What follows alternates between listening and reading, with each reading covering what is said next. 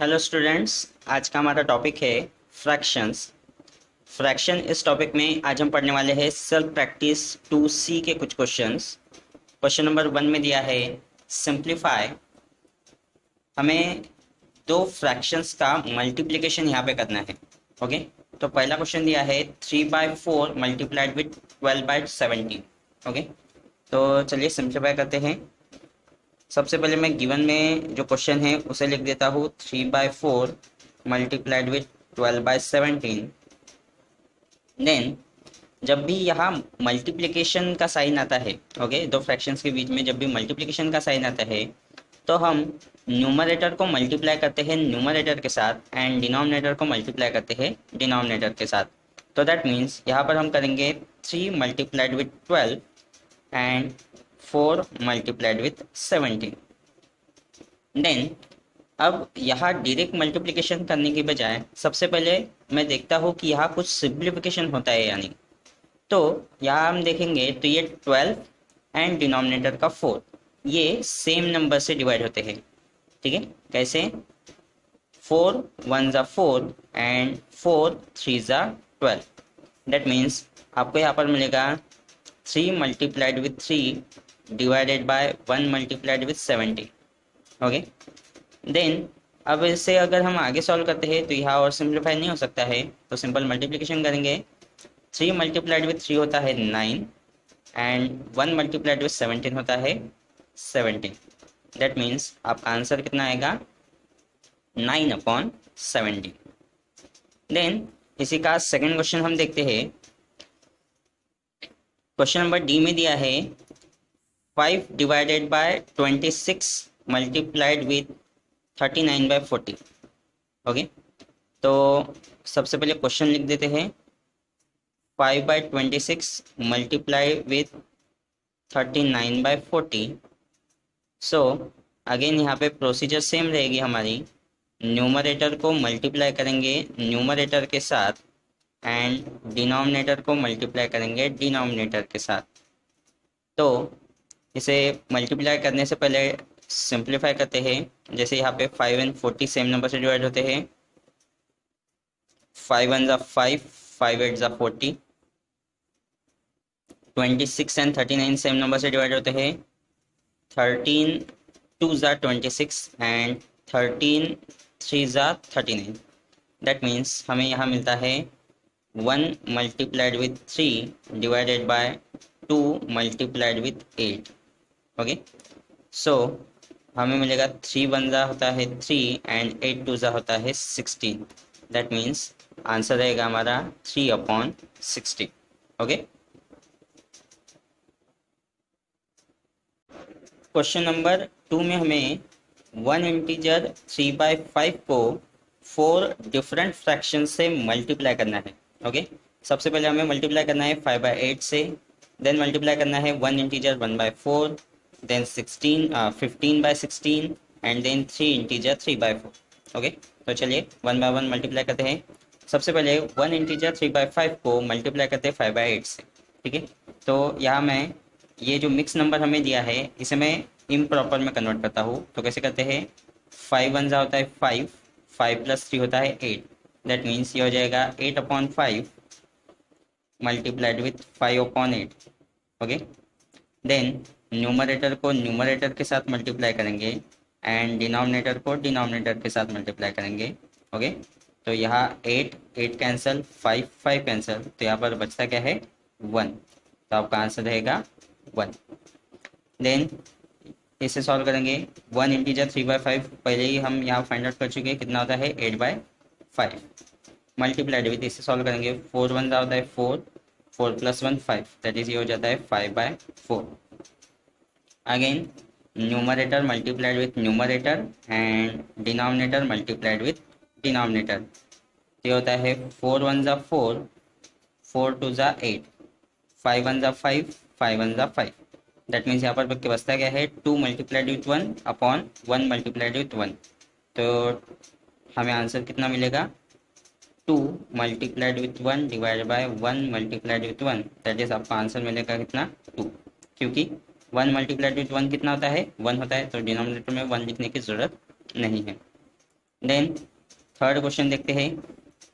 ये है 8/5, okay, multiplied with 15/16। तो सॉल्व करेंगे, ये हो जाएगा 8 multiplied with 15 divided by 5 multiplied with 16। Then simplify करते हैं, 5 1 ज़ा 5, 5 3 ज़ा 15, 8 1 ज़ा 8, 8 2 ज़ा 16। तो डेट मीन्स यहाँ पर रिमेनिंग क्या बचता है, 3/2।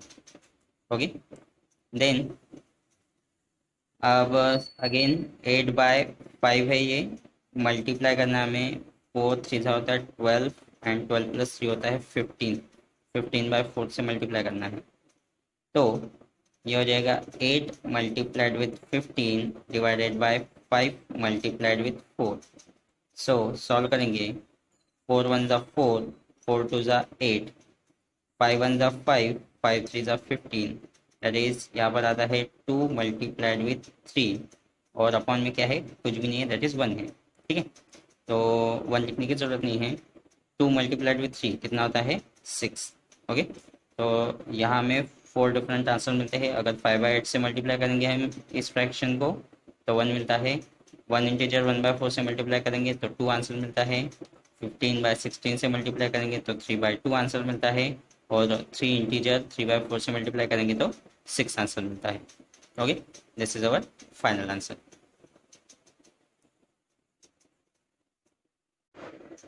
क्वेश्चन नंबर 3 में बोला है सिंप्लीफाई। दो मिक्स नंबर हमें यहाँ पे दिया है और उसका मल्टीप्लिकेशन हमें करना है। और सेकंड क्वेश्चन में हमें दो मिक्स नंबर एंड एक होल नंबर है, इसका मल्टीप्लिकेशन करना है। तो चलिए देखते हैं कैसे कर सकते हैं हम लोग। सबसे पहले मिक्स नंबर को मैं यहाँ इम्प्रॉपर में कन्वर्ट करूँगा। ओके, तो समझो यही से सॉल्यूशन स्टार्ट होता है। आप लोग सबसे पहले गिवन लिखेंगे, गिवन में ये जो क्वेश्चन हमें दिया है वो एज इट इज़ लिखेंगे। मैं डायरेक्ट सिंप्लीफाई करता हूँ। पहले मैं मिक्स नंबर को इम्प्रॉपर में कन्वर्ट करूँगा। 8 2 ज़ा 16 एंड 16 + 3 करोगे तो ये होता है 19, दैट इज 19/8 मल्टीप्लाइड विथ 5 5 ज़ा होता है 25 एंड 25 + 1 होता है 26, दैट मीन्स ये हो जाएगा 26/5। ओके, देन सॉल्व करेंगे तो आपको मिलेगा ये, न्यूमरेटर को मल्टीप्लाई करेंगे न्यूमरेटर के साथ तो that is 19 multiplied with 26 and 8 multiplied with 5।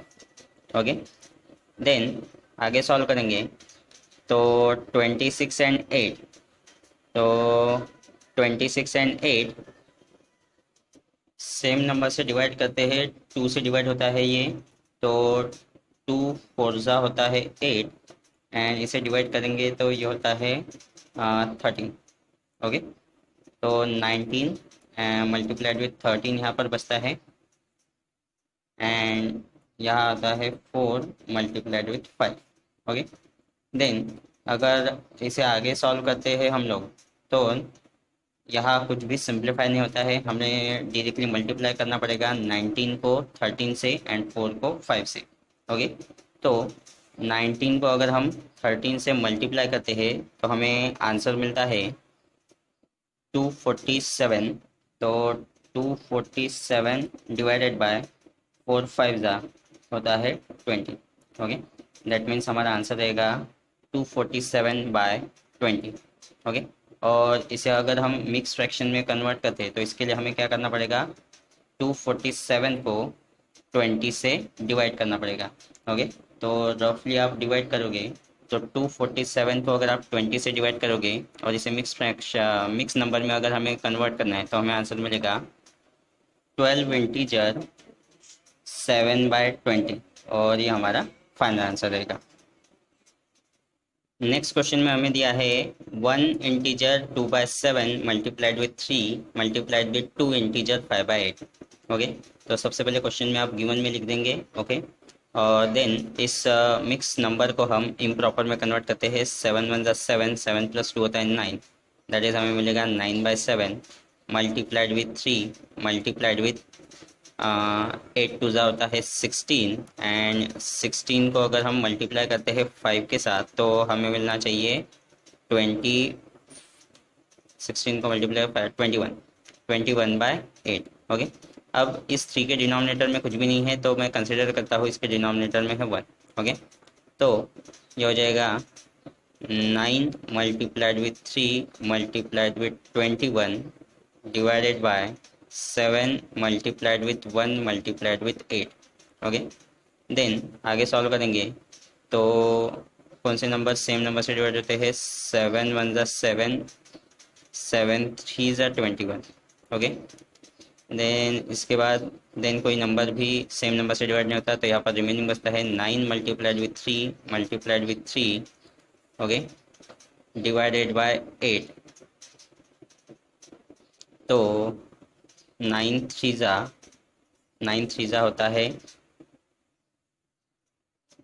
27 multiplied with 3 divided bye 8। Okay, तो सबसे पहले इसे कन्वर्ट करेंगे। 27 को अगर हम 3 से मल्टीप्लाई करते हैं तो 7 3 होता है 21, 2 कैरी, 3 2 6 एंड 1 7, दैट इज 71/8। और इसे अब मिक्स फ्रैक्शन में कन्वर्ट करेंगे तो 8 के टेबल में 8 से डिवाइड करना है हमें 71 को। तो मिक्स फ्रैक्शन क्या आएगा हमारा? 8 इंटीजर 7/8। ओके, हमारा आंसर रहेगा 8 इंटीजर 7/8। ये हमारा फाइनल आंसर रहेगा। यहाँ पे एक छोटी सी मिस्टेक हमसे हो गई है, ये रॉन्ग है हमारा आंसर। एक्चुअली 27 को अगर हम मल्टीप्लाई करते हैं 3 से तो आंसर आता है 81/8। ओके, तो अगर इसे मिक्स नंबर में आप कन्वर्ट करोगे तो ये आता है 10 integer 1/8। Okay, this is our final answer. Question number 5 में बोला है Ravi used 1 integer 2/5 bags of a soil for his garden. He is digging another garden that will need 1/5 as much soil as the original. How much soil will he use in total? Okay, एक garden के लिए रवि ने 1 integer 2/5 bags of मिट्टी use की है। Okay, then दूसरे garden के लिए, ठीक है, ओरिजिनली जितनी मिट्टी उसने यूज की थी उसका 1/5 पार्ट उसने दूसरे गार्डन के लिए यूज की है। ओके, तो इन टोटल उसने टोटल कितनी मिट्टी यूज की है ये हमें फाइंड आउट करना है। ओके, तो सबसे पहले जो गिवन दिया है वो लिख लेते हैं। For first garden Ravi used 1 integer 2/5 bags of soil। Okay, first garden के लिए उसने इतने बैग्स ऑफ सॉइल उसने यूज किए हैं। ओके, मिट्टी यूज की है। देन फॉर सेकेंड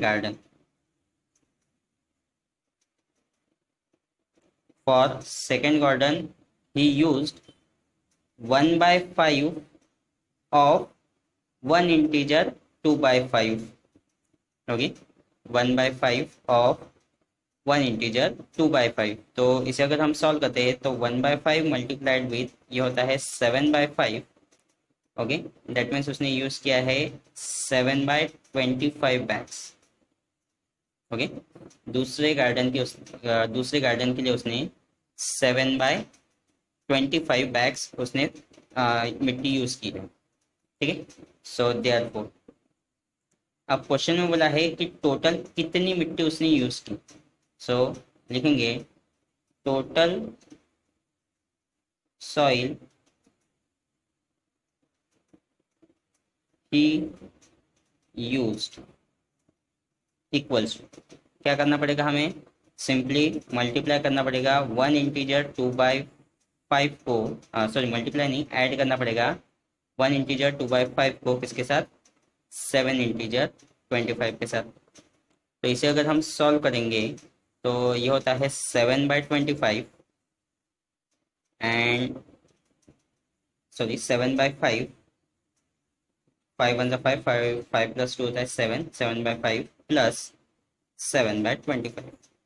ठीक है, अगर आप इसे सॉल्व करते हो तो आपका आंसर आता है, अगर एलसीएम लेते हो आप लोग 25, ठीक है, तो इसे 5 से हमें मल्टीप्लाई करना पड़ेगा, तो इसे भी 5 से मल्टीप्लाई करना पड़ेगा।